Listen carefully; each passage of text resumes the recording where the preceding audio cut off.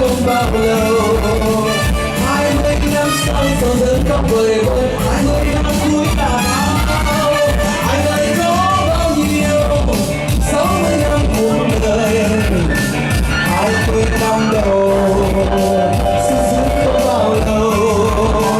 20 năm sau sầu dần khóc vơi vơi 20 năm cuối là bao là thế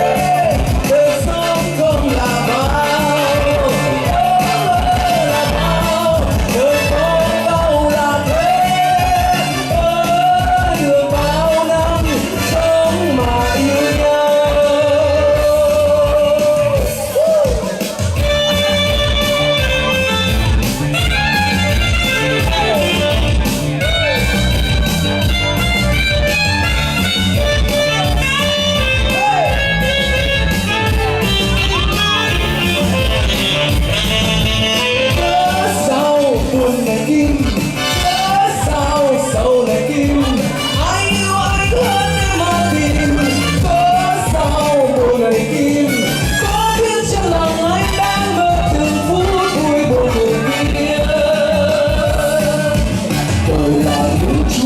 sầu lo